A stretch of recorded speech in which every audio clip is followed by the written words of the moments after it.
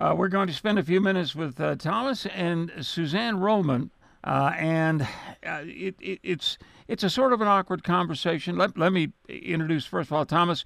You are, I gather, the founder, certainly the head of GT Aeronautics up in Cody, That's correct. producing unmanned radio-controlled aircraft systems for commercial use, civilian use, defense use, etc. And Yeah. of course, Suzanne Rollman is there as well. Let me stop stumbling around and go ahead and get right to it. You guys were in the middle of and very involved in the recovery aspect of the horrible shooting incident in Las Vegas on Sunday night.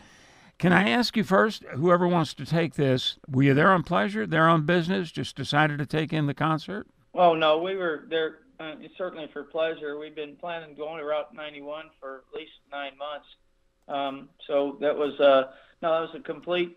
We go to country music festivals. We like country music, and Route 91. We've been there before, like Stagecoach down in California.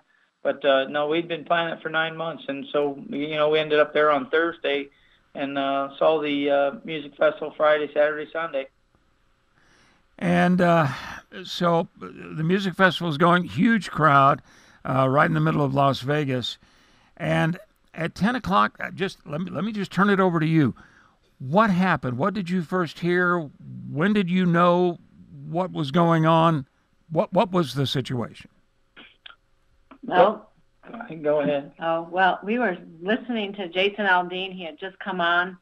He had done, I think, 2 songs, and all of a sudden to the right of us, which was the east side of the field, we... I was on the west I'm side. sorry, the west side. Yeah. We had heard some pop, pop, pop sounds, and it sounded like firecrackers. So, yeah, Suzanne even asked me, she said, what is that? What is that? And I said, well, I think it's firecrackers. It sounded like they're about 10 feet away from us to the right of us. As you look at the stage, we're on the sort of the right side of the stage near the center line, but a little bit to the west, that center line to the right. And these pops come through about, I don't know, maybe 10 or 15 of them, and it sounded like, a string of firecrackers going off, and nobody really did anything. They just kind of looking around. And then it stopped, and then there was another string or another volley of fire, which we come to find out, of course, was somebody shooting.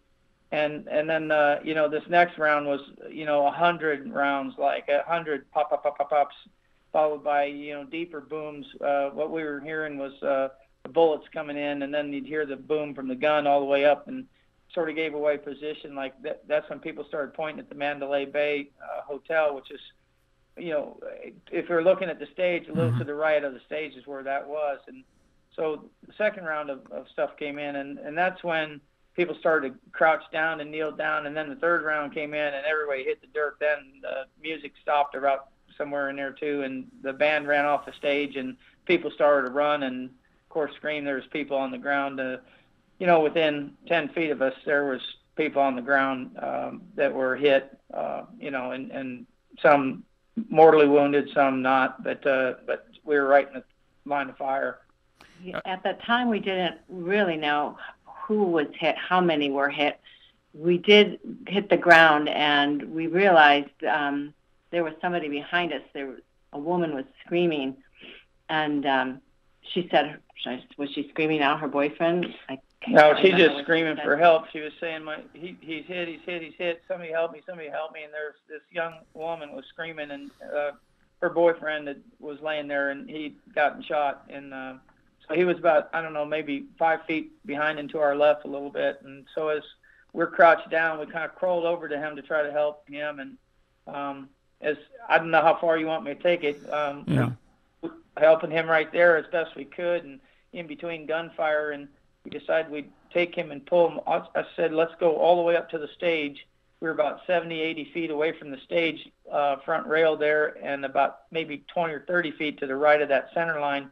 And so we tried to pull him there, and as soon as we stood up and started pulling him, gunfire rang out again, hitting all around us.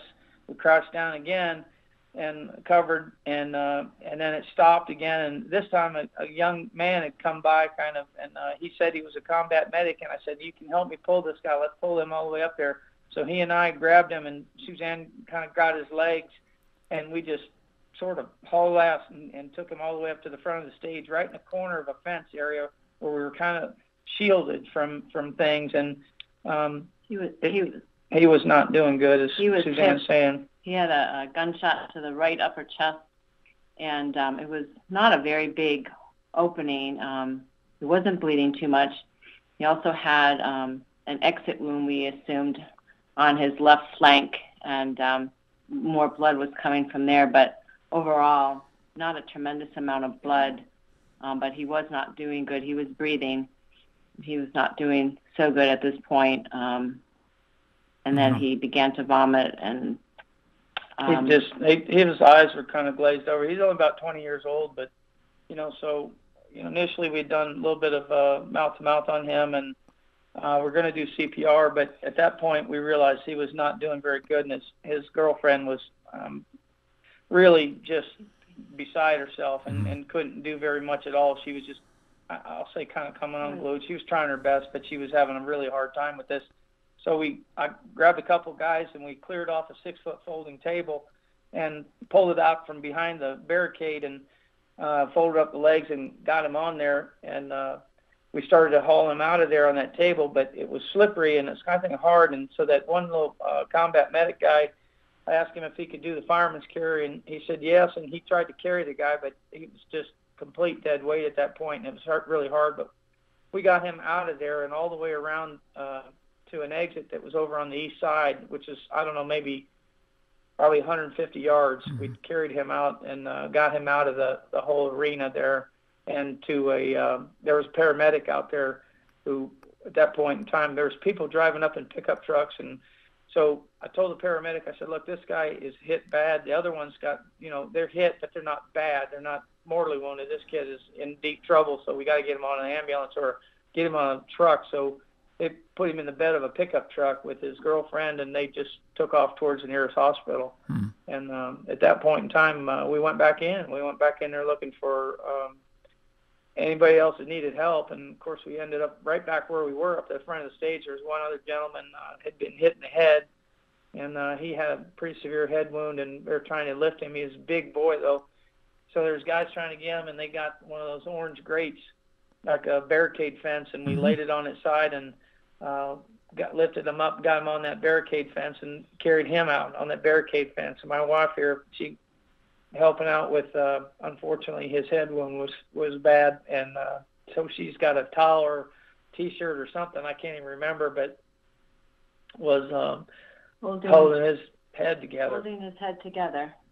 As we carried him out the same 150 yards out there to that area where they were starting to do just real fast triage area. So we got him out there, and then tried to get him. And we did end up getting him on an ambulance. There's a paramedic there, and they understood that it was easy to see that he was hit really bad. Yeah. And then we helped other people. Was the shooting continuing all this time? Yeah, pretty much.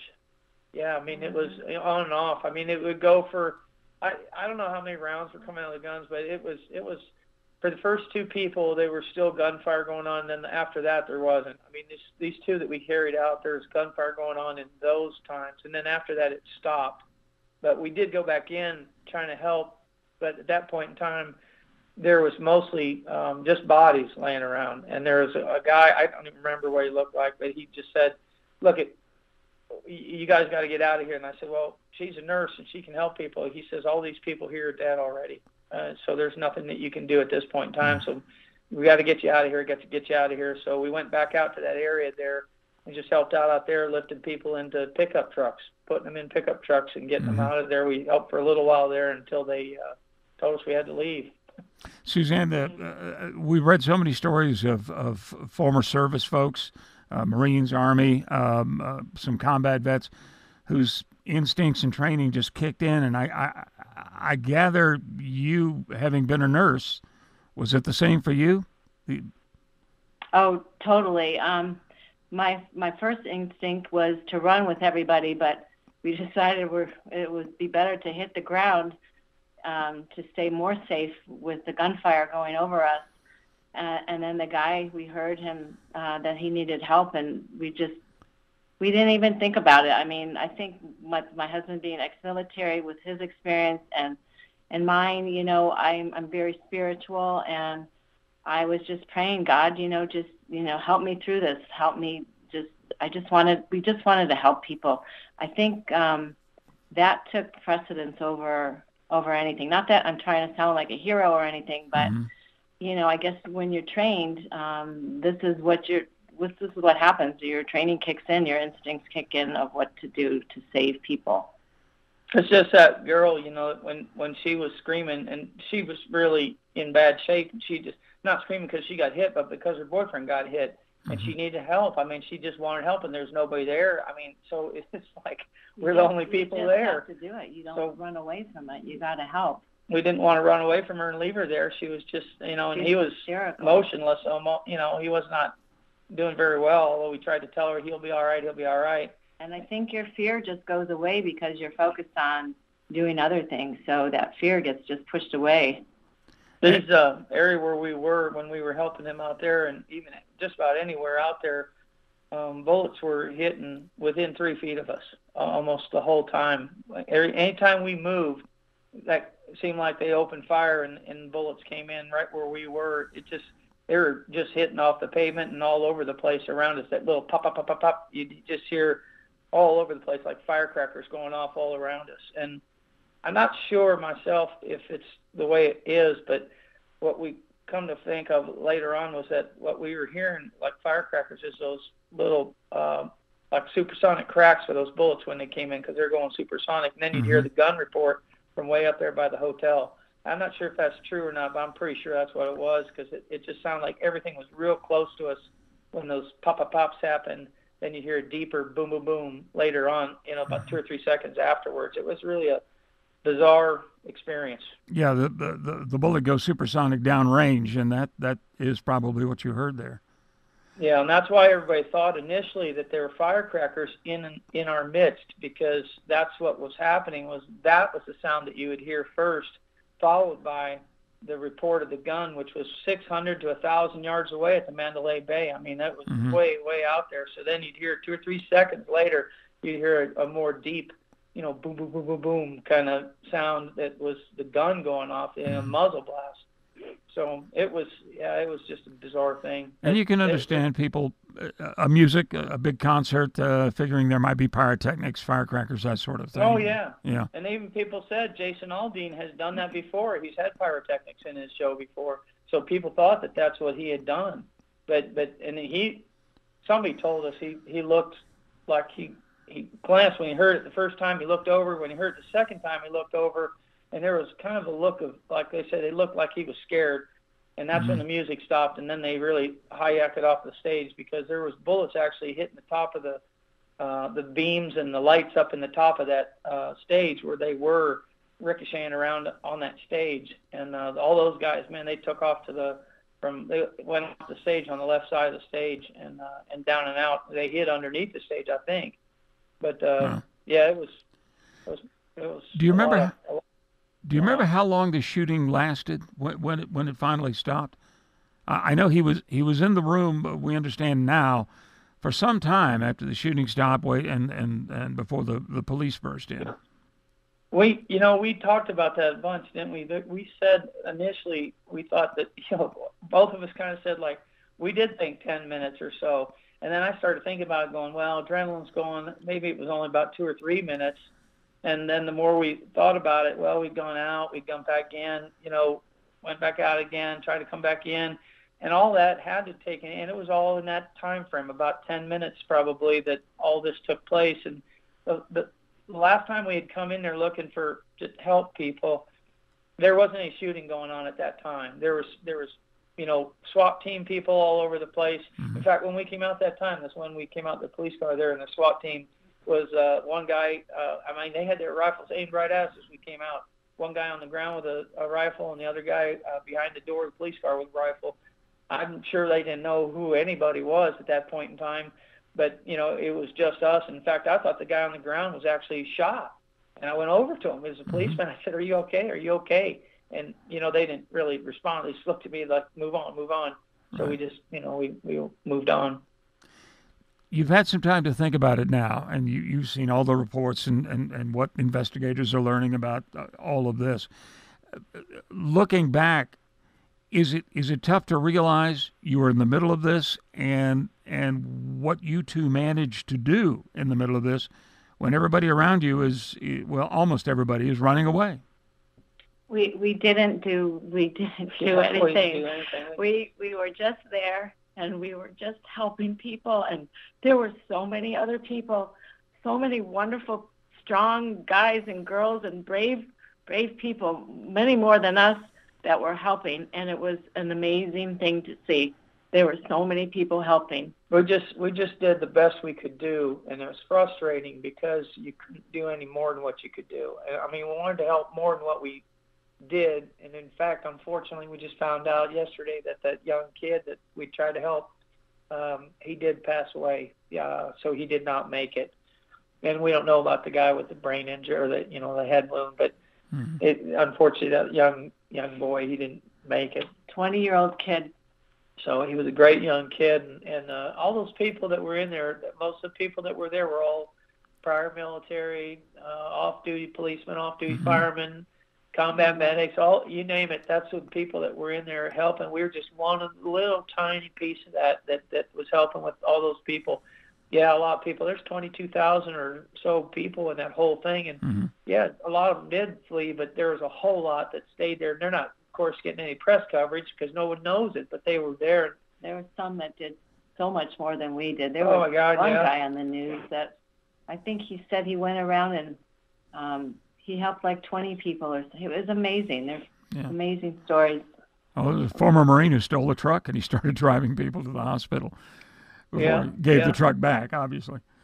No, it's there was a lot of people, and the people that drove those pickup trucks, I don't even know how they got there or how, but they were smart enough to know to get pickup trucks over there where they're starting to do the initial triage. So there's no ambulances at the beginning.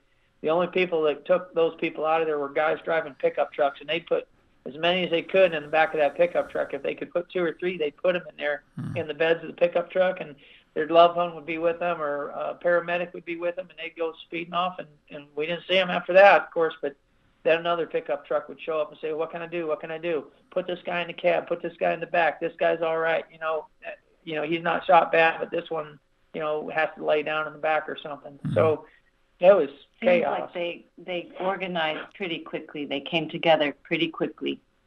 Yeah, I mean, the paramedics did get there, and ambulances started showing up, but they didn't. I think when they first got there, they didn't have a staging area. They didn't get as deep in as where this little spot was. This is where most of the pickup trucks were, and the initial casualties were coming out that exit on the east side.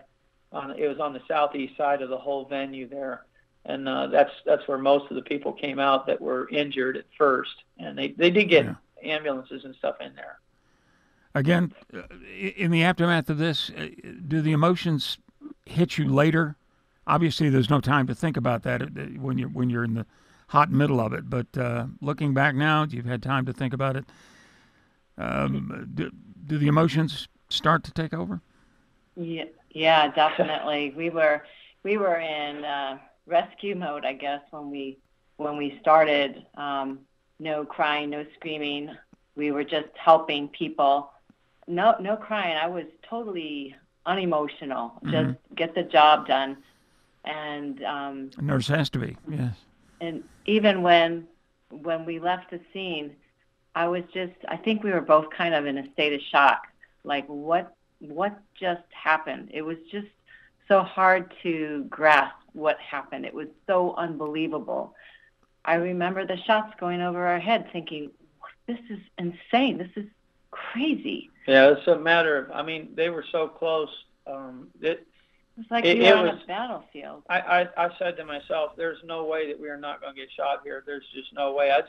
When we were hunkered down there when the shooting was going on, it's just, all I could think of is this is going to hurt a lot when it happens. I just hope it's not a bad hit, and hopefully I can get up again and get out of here when we need to. But I was absolutely positive that we were going to get hit, and I was just praying. I think it was you, Suzanne. There's a divine intervention that kept us from getting hit, because there's just no way. The bullets were within a couple feet of us a lot of the times, and you just can't imagine the rapid rate of fire, how many bullets were coming in, and the news doesn't even do it justice. I mean, there was easily, I bet you 1,000 or more rounds were fired into that crowd, and it's just incomprehensible how many bullets came down into that crowd. It just was unbelievable.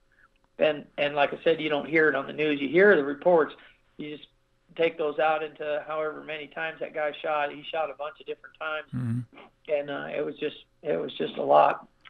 But it took not until we got on the airplane and our first leg of the journey, we got to Salt Lake, and that's when I started to feel something. That's when I started thinking about things more and, replaying scenes, and that's when I started to get emotional, and it's been hard the last couple of days. I'm a little bit better today, I think. I don't know. But that's what I said, Roger's kind of when you tell the story over and over again, the more times you tell it, the more it starts to get at you a little bit. But it's not, we did what we had to do. Even when we left there, when they took us out to Tropicana, there's a young gal, her mom and sister got shot, and she lost them. Her name was Stephanie, and what was her friend's name was Lynn. Lynn, and she was beside herself. I mean, she was completely out of control. And all we could do is just grab her by the shoulder and grab her by the shoulder. Say, "Look at me, Stephanie. Look at me. Stop it. You're not going to help anything by doing this. Just calm down, calm down." And it took an hour of us doing that with her over there at the Tropicana to try to get her calmed down. And as luck would have, we got her to talk. Give me your email address. We'll help you. We'll help you do whatever we can do. And she did text you back today, and we found out that her mom, after, I don't know, it was 5 hours, she had no idea where her mother was. She knew her mother got shot. She saw her got shot. She saw her laying there. She saw her sister get shot. And after that, she ran, and her mother was still in it because she couldn't carry her. Her mother was on the large side maybe a little bit, and she couldn't carry her out. She didn't know what to do, so she left, and her mother was still there. And so we found out then yesterday. Yeah. She texted Suzanne here. After 11 hours, she found her mom. She located her in the hospital, and she was alive. She didn't give me any details, but she was alive, and she was so grateful. Yeah, just amazing. That was a good story. That was a good story because a good ending to that one. Well, and there are going to be so many of those in a crowd that big and in a situation like that. We're going to start getting, I'm sure, all of these vignettes, these individual stories of people's experiences there. Yeah. Guys, I can't thank you enough for sharing all of that with us. When we watch the news, or in my case, when one reports the news, you really don't get a feeling for what people were going through. I know it's tough, and I appreciate you sharing it with us. Can I add one thing there? Sure, please. One big takeaway from this whole thing was that this is America, and there was no way that you did not feel that when you were there. This American, and this is what Americans do, and the big takeaway for me was how much Americans care about each other. And it's not just because they're country music fans. It's not because of any of that. It was Americans. They sang God Bless America less than an hour before all that happened. All those people out there, 22,000 people, top of their lungs saying God Bless America. And then they acted on that when all this stuff took place. And God bless all of them. All of them were great, great people, and we're great people. There's no takeaway other than the fact that this is America. I think we should be proud of this country for what we do and how those people responded and acted. All those people, first responders, and then all those fans that helped out as much as they did. Combat veterans, medics, you name it, whatever they were, they all helped out. And that's what this country's about. And, man, you walk away from there, you walk away almost with your chest out. We know there's a lot of bad stuff that happened there, but you still walk away with your chest out knowing this is a goddamn great country. It really is. All right. Thomas and Suzanne Ruhlman, thank you so much. I appreciate it. And you're very welcome. And thank you for all you did. Oh, no. So much, we did our best, sir. That's all we did. Indeed you did. Thank you so much. Okay. I'll let you get back to your lives. Thank you. All right. Bye-bye. Okay. Bye-bye. Bye-bye. Okay. Bye-bye. Bye-bye. Okay. Bye-bye. Bye-bye.